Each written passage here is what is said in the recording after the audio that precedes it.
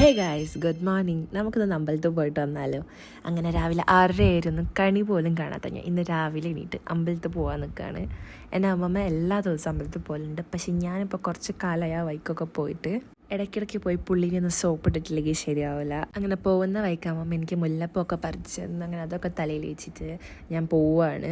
ഞാൻ ശരിക്കും അതിലൂടെയാണ് പോവാറുള്ളത് എല്ലാ ദിവസവും ടൗണിലൊക്കെ പോകുമ്പോൾ. പക്ഷെ ആ അമ്പലത്തിൽ കയറിയിട്ട് കുറച്ച് കാലമായി. എൻ്റെ വീടിൻ്റെ അടുത്ത് തന്നെയുള്ള അമ്പലമാണ്. അങ്ങനെ അവിടെ കയറി തൊഴുത് പ്രസാദമൊക്കെ വാങ്ങി കുരമൊക്കെ വാങ്ങി അതൊക്കെ കഴിച്ചതിന് ശേഷം ഞങ്ങൾ അടുത്ത അമ്പലത്തിലേക്ക് പോകാൻ നിൽക്കുകയാണ്. ആ അമ്പലം തമ്മിൽ കുറച്ച് ഡിസ്റ്റൻസേ ഉള്ളൂ, വെറും 2 മിനിറ്റ് അങ്ങനെ ഉള്ളൂ. അതിൻ്റെ അടുത്തുള്ളൊരു വിഷ്ണു ക്ഷേത്രത്തിലേക്ക് പോകുന്ന വഴിക്ക് ഒരു മാവ് കണ്ടു. പക്ഷെ പറിക്കാൻ പറ്റൂല, അതിനകത്തുള്ള മാങ്ങ ഭയങ്കര ദൂരത്തിനെ കൊണ്ട് ഞാൻ നോക്കി നിങ്ങൾ പോന്നു. അങ്ങനെ അടുത്ത അമ്പലത്തിൽ ഞങ്ങളെത്തി. ഇവിടെ ഞാൻ പിന്നെ ഇടയ്ക്കിടയ്ക്ക് വരലുണ്ട്, കാരണം ഇവിടെ ഞാൻ ഫോട്ടോസ് എടുക്കാൻ വരലുണ്ട്. അപ്പോഴൊക്കെ ഞാൻ ഈ മഞ്ചാടി വാരിയാൽ കുരുത്തക്കേട് കൂടുന്നു. ഞാൻ എവിടെയോ ആരോ പറഞ്ഞത് കേട്ടിട്ടുണ്ട്. നമുക്ക് നോക്കാം കുരുത്തക്കേട് കൂടുമോ ഇല്ലയോ എന്ന്. അങ്ങനെ എനിക്ക് കുറി വാങ്ങുമ്പോൾ ഈ ശംഖുപുഷ്പത്തിൻ്റെ പൂ കിട്ടി.